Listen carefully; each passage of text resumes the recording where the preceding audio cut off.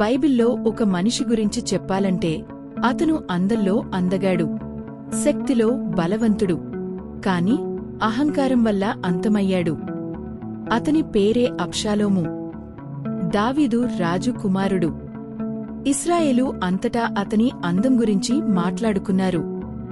Bible కూడా చెప్తోంది, అతని పాదం అడుగు నుండి తల వరకు ఒక్క మచ్చ కూడా లేదు. సంవత్సరానికి ఒక్కసారి జుట్టు కత్తిరిస్తే దాని బరువు 200 తులాల బంగారం అంత ఉండేది. అంత పొడవైన జుట్టు, మరియు అంతే అందంగా ఉండేవాడు. కాని ఆ అందం వెనుక చాలా చీకటి ఉంది. అబ్షాలోముకు అమ్నోను అనే అన్న ఉన్నాడు. అమ్నోను అబ్షాలోము సోదరి తామారును హింసించాడు. తామారు జీవితం నాశనమైంది. అబ్షాలోము ఆ విషయం చూశాడు. 2 సంవత్సరాలు మనసులో పగను పెంచుకున్నాడు. చివరికి అమ్నోనును చంపించాడు. ఆ విషయం విని దావీదు రాజు చాలా బాధపడ్డాడు. అబ్షాలోము 3 సంవత్సరాలు గెషూరుకు పారిపోయాడు. తర్వాత దావీదు అబ్షాలోమును రాజ్యానికి తిరిగి రప్పించినప్పటికీ 2 ఏళ్లపాటు అతనిని కలవడానికి నిరాకరించాడు. అప్పుడు అబ్షాలోము తీవ్ర అశాంతికి గురై తండ్రి తనను పూర్తిగా ఆదరించలేదని గుర్తించి తానే రాజు అవ్వాలని మనసులో నిర్ణయించుకున్నాడు.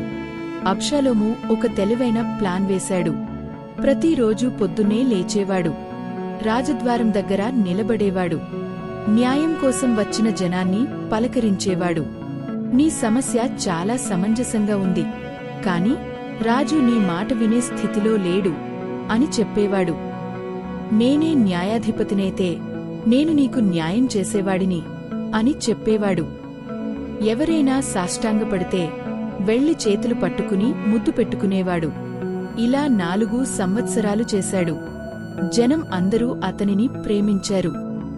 తర్వాత అబ్షాలోము దావీదు దగ్గరికి వెళ్లాడు. నేను హెబ్రోనుకు వెళ్లి దేవుడికి మొక్కు తీర్చుకోవాలి అని అన్నాడు.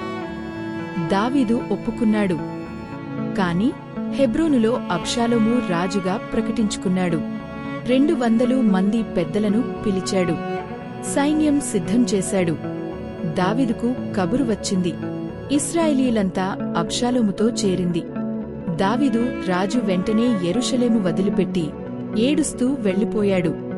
జనం కూడా ఏడుస్తూ వెళ్లారు. అది అత్యంత బాధాకరమైన దృశ్యం. ఒక తండ్రి సొంత కుమారుని వల్ల పారిపోవడం. అబ్షాలోము యెరూషలేముకు వచ్చాడు.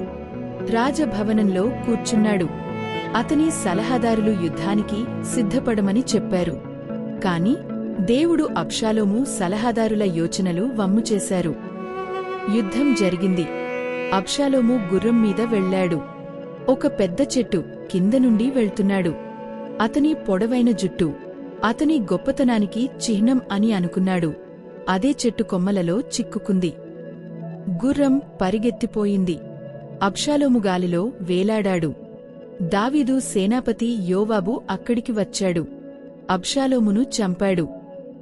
దావీదుకు కబురు వచ్చింది. అప్పుడు దావీదు చేసిన పని చదివితే మనసు బాధపడుతుంది. నా కుమారుడు అబ్షాలోము, నా కుమారుడు, నా కుమారుడు అబ్షాలోము, నేను నీ బదులు చచ్చిపోయుంటే ఎంత బాగుండేది, అబ్షాలోము నా కుమారుడా అని విలపించాడు. శత్రువు చనిపోయినా తండ్రి కుమారుని కోసం ఏడ్చాడు. చూసారా, అబ్షాలోము అందంగా పుట్టాడు, రాజకుమారుడుగా పుట్టాడు, అన్నీ ఉన్నాయి.